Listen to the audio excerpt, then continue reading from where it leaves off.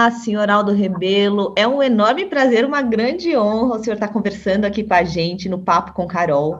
E é importantíssimo, na verdade, o senhor estar aqui, porque o nosso programa é aberto ao diálogo de todos os tipos de assunto, e o senhor é uma referência para a gente.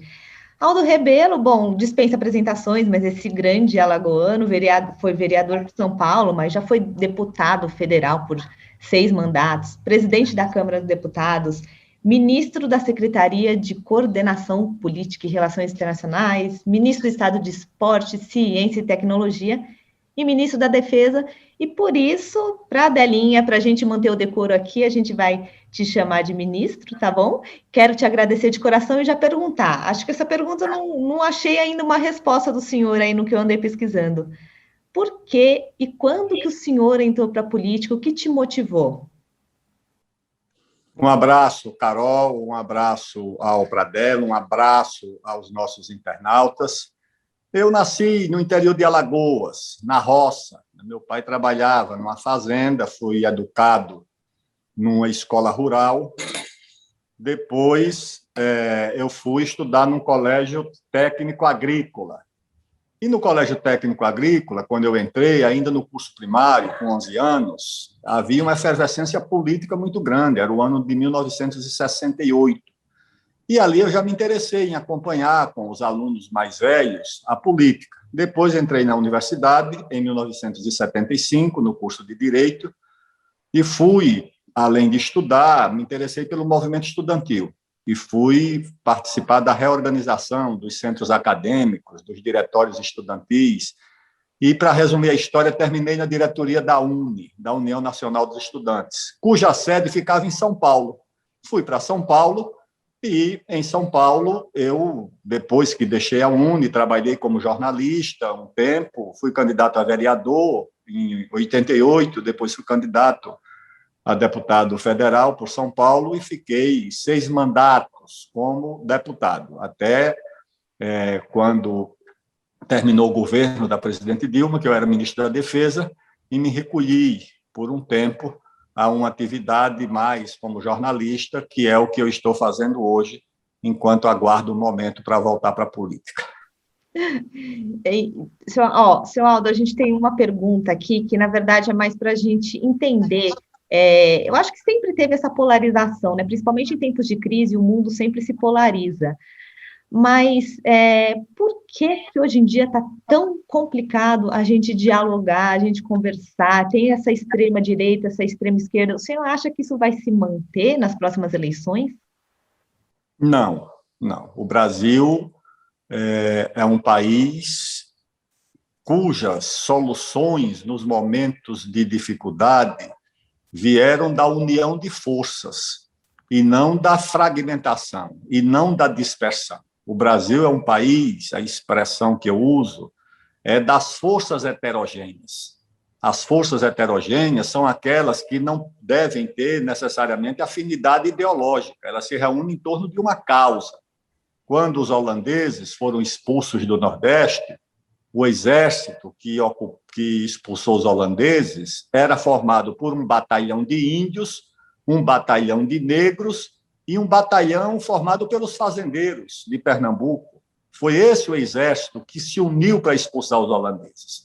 Quando o Brasil fez a independência, se uniram em torno da independência os mais radicais dos republicanos, que queriam a república e não o império, os conservadores se uniram, os fazendeiros, e o Brasil ficou independente. A abolição também. Os fazendeiros de São Paulo apoiaram a abolição da escravatura com os militares e com as lideranças negras. A República, do mesmo jeito. 30, o Brasil foi industrializado pela liderança de um líder de fazendeiros, que era o Getúlio Vargas. Getúlio Vargas era de esquerda ou de direita?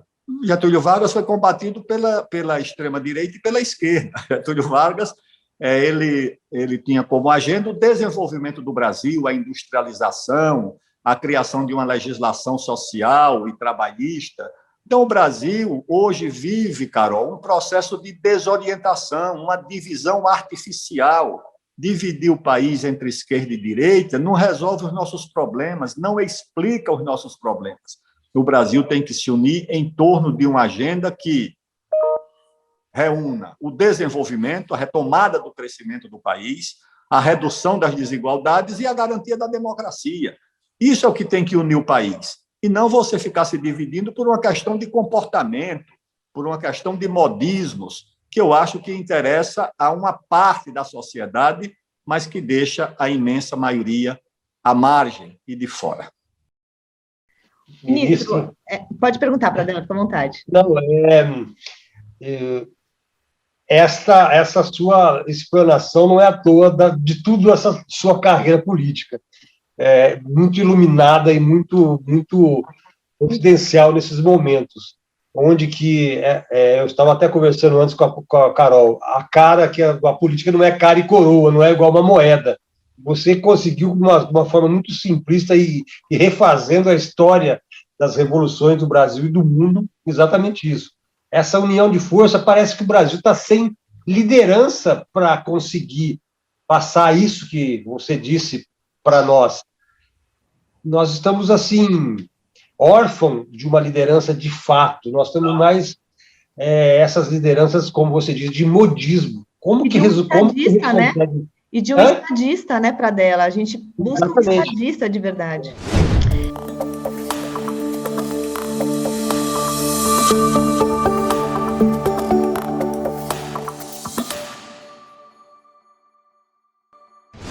Combo inédito é na AutoCenter. Por R$ 49,90 nas 3 primeiras mensalidades, você tem 100 MB de internet e acesso exclusivo a Paramount+, Noguin, AutoCenter Educa e AutoCenter Cloud. AutoCenter, internet para todos. Você se transforma quando você se conecta. Se você deseja fazer faculdade, conecte-se em informação de qualidade, em ciência, em tecnologia e em cuidado humano. Na Unify, você pode se conectar à transformação e ao curso da sua vida. Sua faculdade é Unify. Transforme-se. Conecte-se à Unify. Vestibular de inverno e transferência. Unify. Conexão com você. Um sim para o seu futuro. O Instituto de Diagnóstico em Otorrinolaringologia é uma clínica planejada para proporcionar conforto e a melhor experiência para você e sua família. Contamos com uma excelente equipe de profissionais preparados para receber os pacientes da melhor forma possível. Oferecemos inúmeras especialidades para te atender. Problemas relacionados a ouvido, nariz e garganta, tonturas, zumbidos, exames otorrinolaringológicos em geral, cirurgias plásticas da face, preenchimentos faciais, botox e muito mais. O endereço do IDO é Rua Conselheiro Antônio Prado, 531, no bairro Vila Conrado, em São João da Boa Vista. Médico responsável, Dr. Douglas Moretti. Self-service com grande variedade de pratos e carnes e sobremesa de cortesia, o Panela Velha é o restaurante ideal. Para você que quer comer bem, não tem nada igual. Tudo isso em um espaço amplo e arejado. O restaurante Panela Velha está localizado na Rua Floriano Peixoto, 84, no centro, em São João da Boa Vista. Consulte nosso prato do dia através do telefone 19 3622 2772 ou pelo WhatsApp 19 998 13 1390. Panela Velha, a sua melhor opção. Nesse calorão é impossível ficar sem tomar água, não é não? Seja de garrafa ou de galão, com gás ou sem, o Planeta Água tem a solução para matar a sua sede. O atendimento é rápido e fácil. É só mandar uma mensagem no WhatsApp e pronto. Então anota aí, 99393 1414 ou 99424 7408. Planeta Água, a solução rápida para matar a sua sede.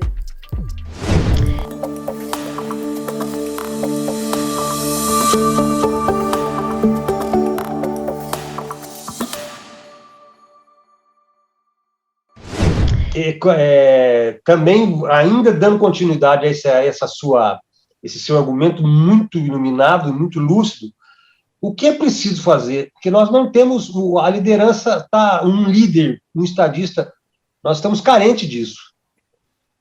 A primeira coisa, Pradella, é você colocar em primeiro lugar o interesse nacional, tá certo?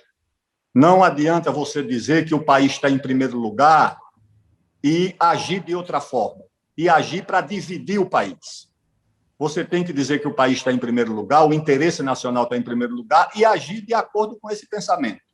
Eu fui relator do Código Florestal num momento muito difícil, num momento de divisão, tá certo? Ninguém conseguia escolher um relator porque os chamados, a bancada da agricultura e a bancada do meio ambiente não se entendiam, ficavam vetando um ao outro. Eu aceitei a relatoria. Ah, mas você vai aceitar a relatoria numa matéria dessa? É muito difícil. Eu digo, tudo bem, não tem problema nenhum. Aí, quando eu fui olhar a questão, eu disse, como é que eu ajo aqui? Eu não sou da bancada da agricultura. Meu voto em São Paulo é um voto urbano, é um voto da capital, é um voto da grande São Paulo, é um voto de estudante, sindicalista.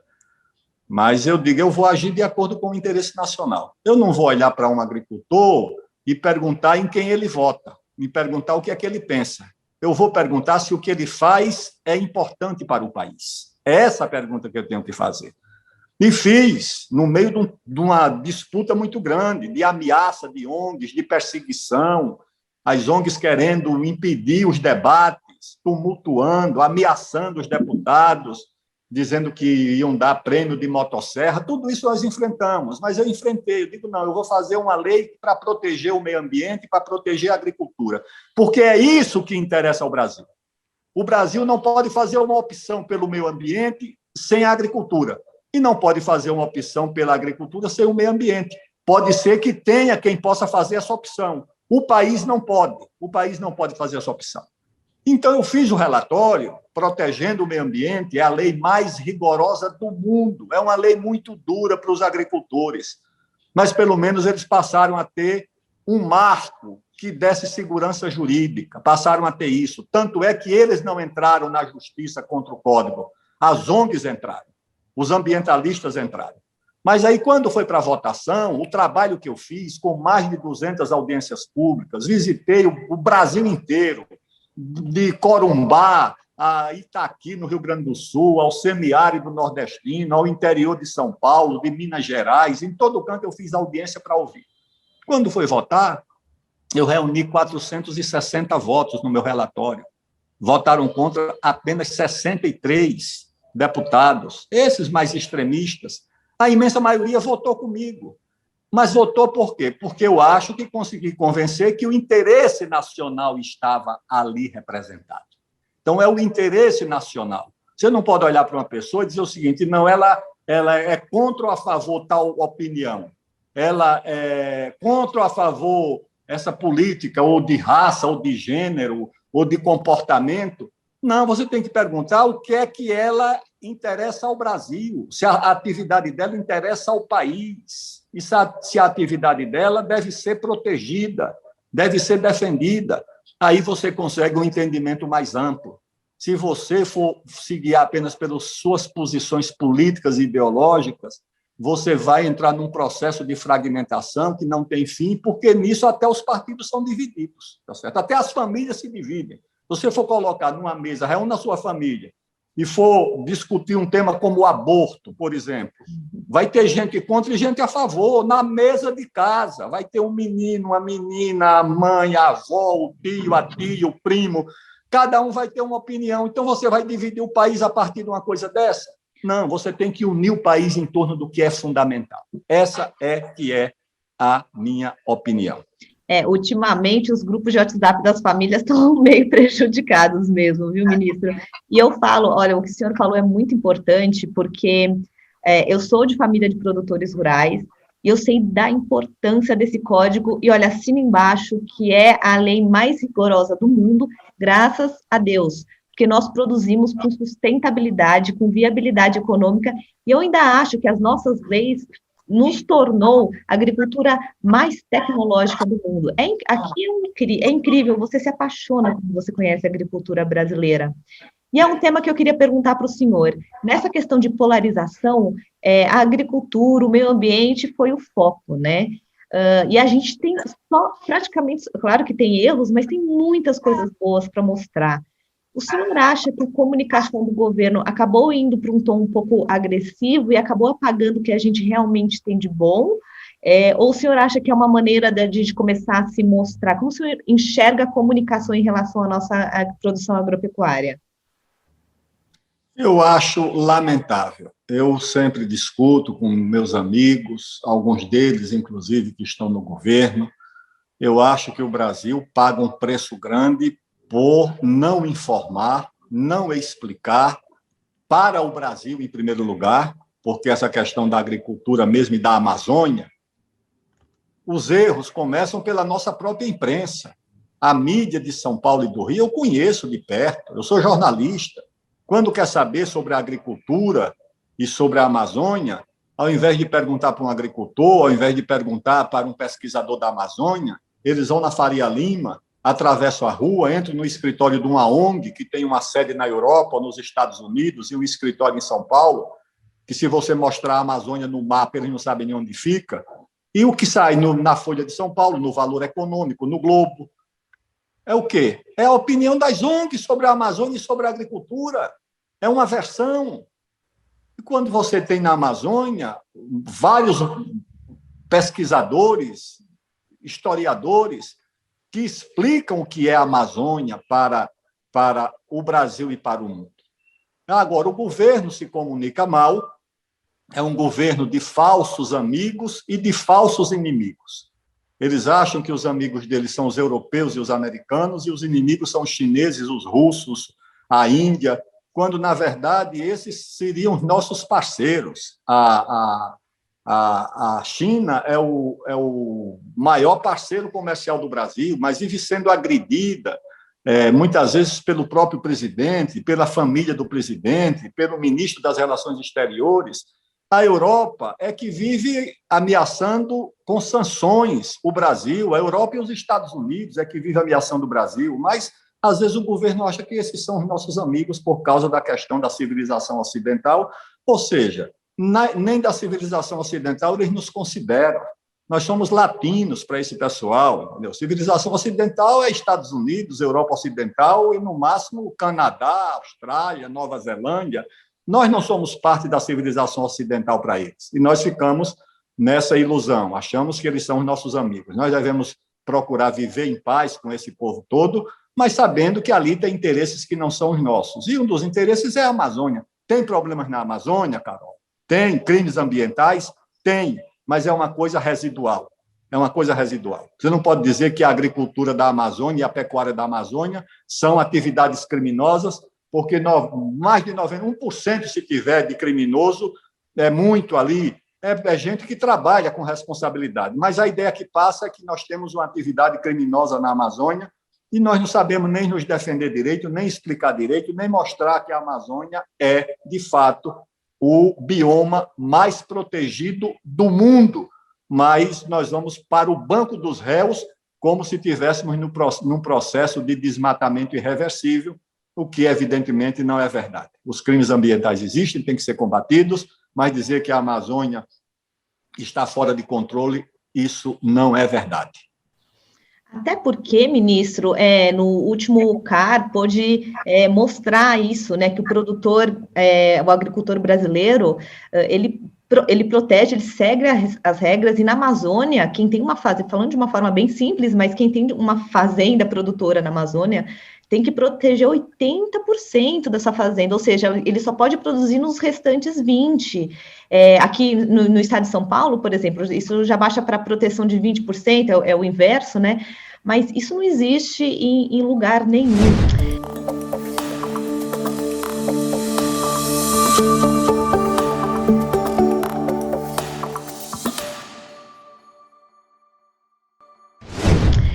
Você se transforma quando você se conecta.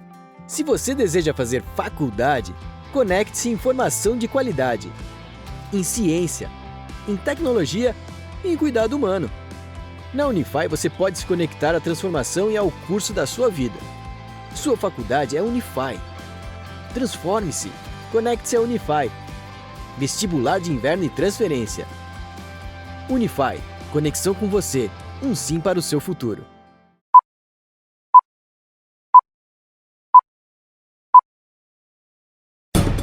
Os fatos que foram destaque no Brasil e no mundo. As principais notícias de São João da Boa Vista e região. Debates e opiniões. A participação do ouvinte. O seu noticiário de todos os dias. Nesse calorão é impossível ficar sem tomar água, não é não? Seja de garrafa ou de galão, com gás ou sem, o Planeta Água tem a solução para matar a sua sede. O atendimento é rápido e fácil. É só mandar uma mensagem no WhatsApp e pronto. Então anota aí, 99393-1414 ou 99424-7408. Planeta Água, a solução rápida para matar a sua sede. O Instituto de Diagnóstico em Otorrinolaringologia é uma clínica planejada para proporcionar conforto e a melhor experiência para você e sua família. Contamos com uma excelente equipe de profissionais preparados para receber os pacientes da melhor forma possível. Oferecemos inúmeras especialidades para te atender. Problemas relacionados a ouvido, nariz e garganta, tonturas, zumbidos, exames otorrinolaringológicos em geral, cirurgias plásticas da face, preenchimentos faciais, botox e muito mais. O endereço do IDO é Rua Conselheiro Antônio Prado, 531, no bairro Vila Conrado, em São João da Boa Vista. Médico responsável, Dr. Douglas Moretti.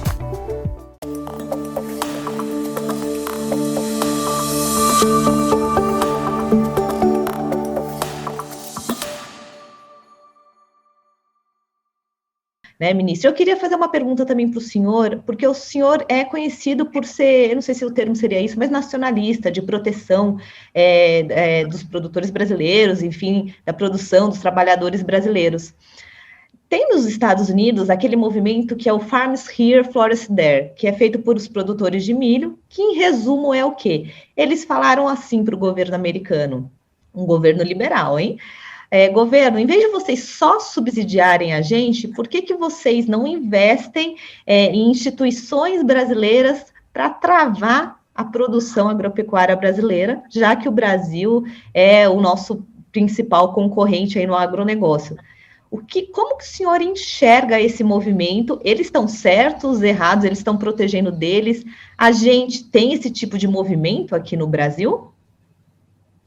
Carol, esse documento, o Farms Here, Forests There, eu fiz até um artigo para o Estado de São Paulo, na época que o documento foi divulgado, cujo título era A Comida vai cair do céu.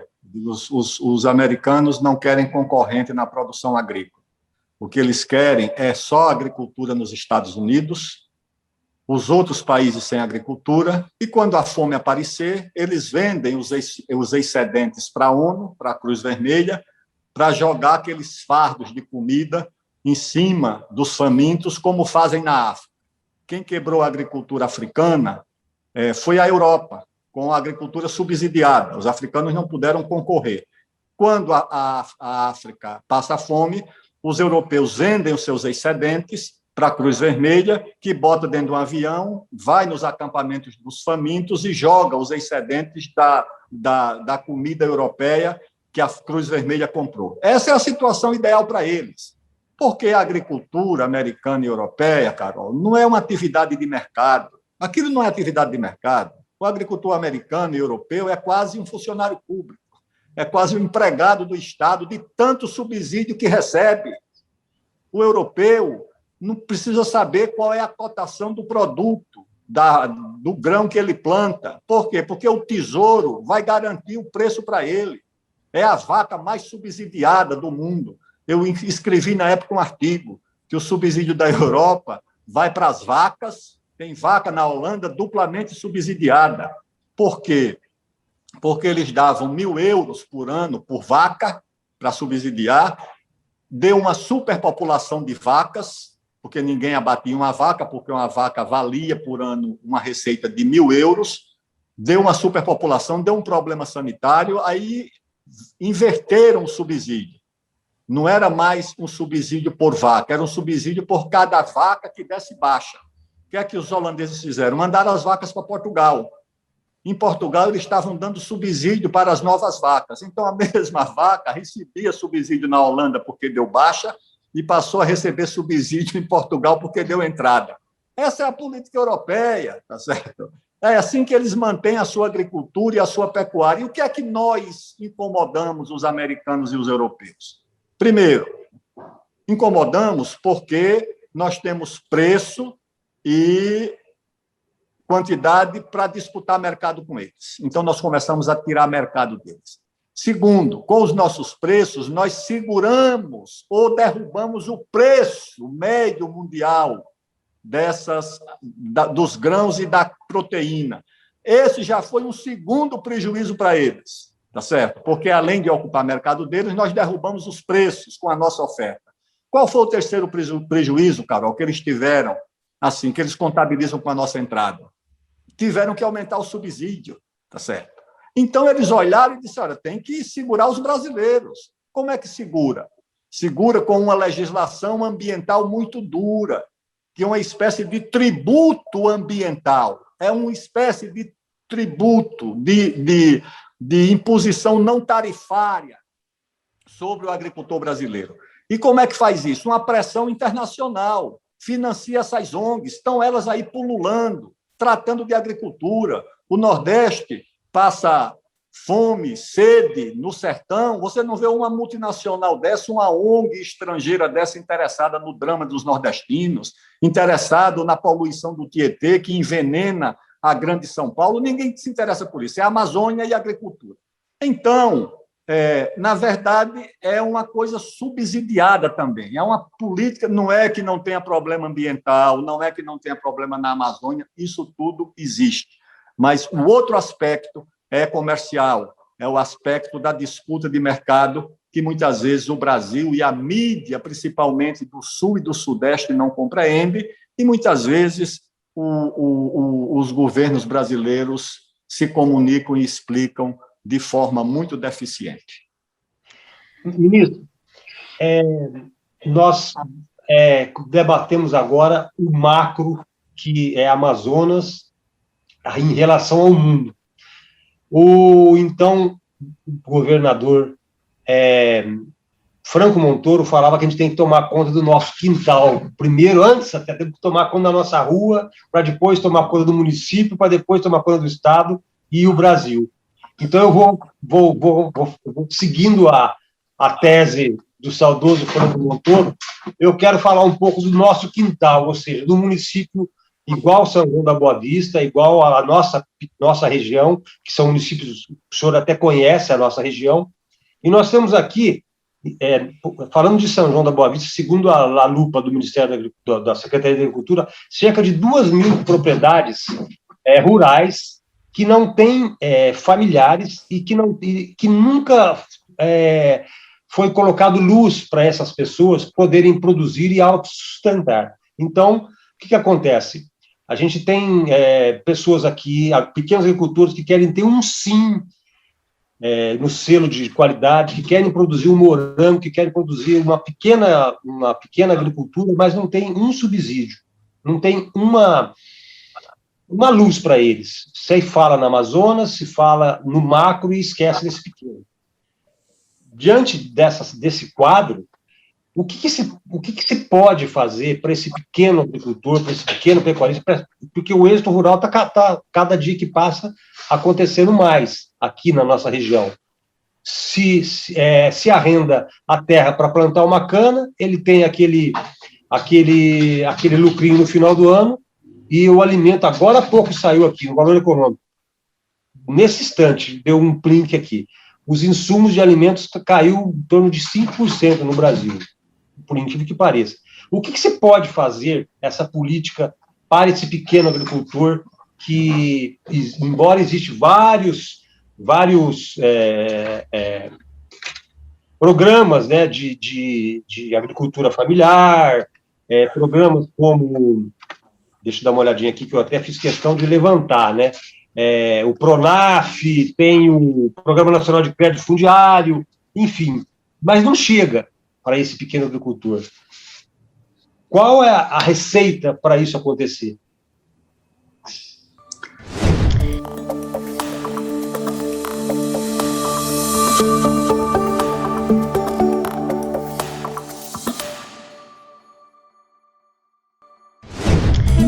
Vem pro digital, um combo imperdível, um combo sem igual. Combo digital só na conexão. É tudo fibra. É internet mais streaming de filmes e séries por R$ 49,90 nas 3 primeiras mensalidades. Conexão. Nada como saber sabor de uma pizza assada no forno a lenha.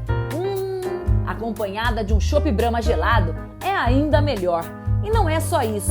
Só no restaurante Choperia Casarão você encontra opções variadas à la carte disponíveis no cardápio todos os dias. O restaurante Choperia Casarão está localizado na Rua Prudente de Moraes, 67, no centro, em São João da Boa Vista.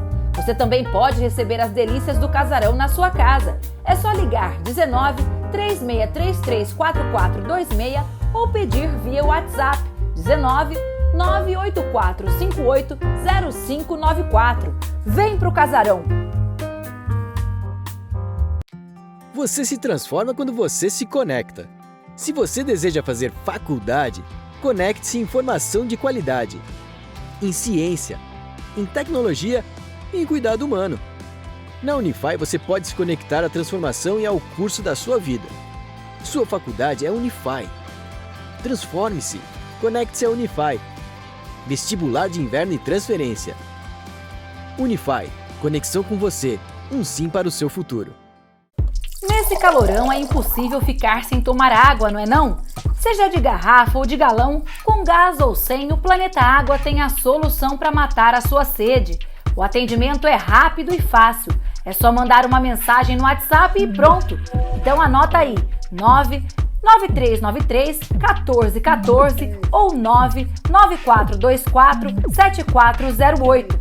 Planeta Água, a solução rápida para matar a sua sede.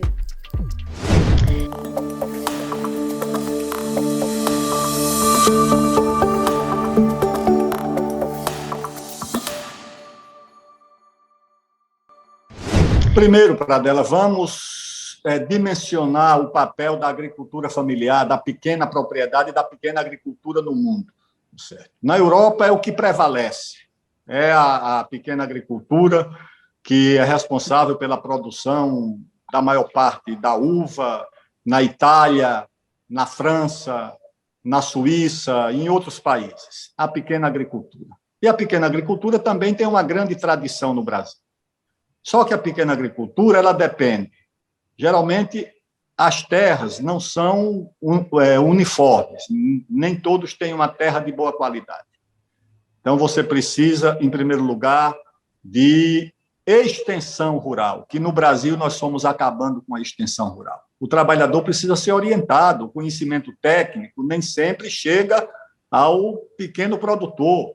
Então, se você tem o extensionista, o técnico agrícola, o agrônomo, ele cumpre o papel de levar ao agricultor o conhecimento, desde uma curva de nível que ele não sabe fazer, até a correção do solo, a proteção da água, das nascentes, a semente mais adequada. Tudo isso precisa da extensão rural que o Brasil foi desmontando. Em São Paulo também, a tradição das casas da lavoura, casas da agricultura, isso tudo foi sendo extinto e abandonado.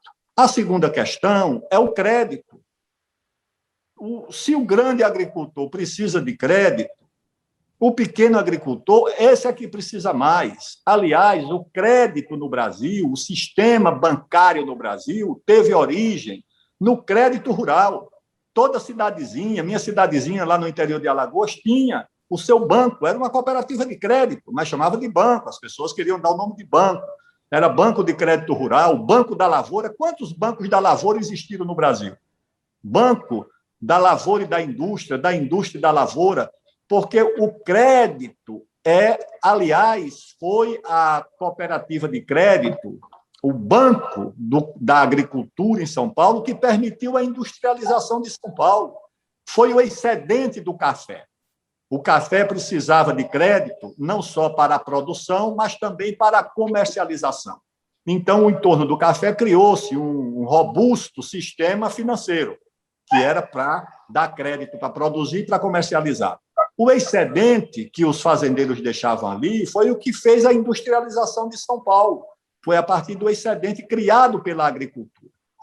E hoje, nós não temos, tirando os bancos públicos, nós não temos um sistema de crédito voltado para o pequeno agricultor. É cada vez mais restrito. E eu sei, eu conheço de perto isso, porque eu convivo com pequenos agricultores. Muitas vezes, Pradella, R$3.000 de crédito já é uma ajuda. R$6.000 já é uma fortuna. Se você dá um ano de carência, ou 2, e reduz o juro, é o que garante não apenas a sobrevivência, mas uma pequena prosperidade para o pequeno agricultor. E, lamentavelmente, o que acontece é que, no Brasil, nós estamos perdendo a capacidade de proteger o pequeno agricultor, a pequena agricultura, as leis ambientais, tentando tratar igualmente o grande e o pequeno.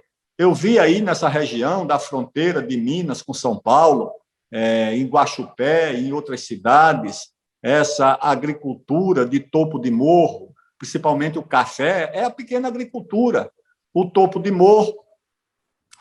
morro é a agricultura de pequeno porte. Você produz o café, tem uma pecuária de altitude, que você vai de Santa Catarina até o Ceará.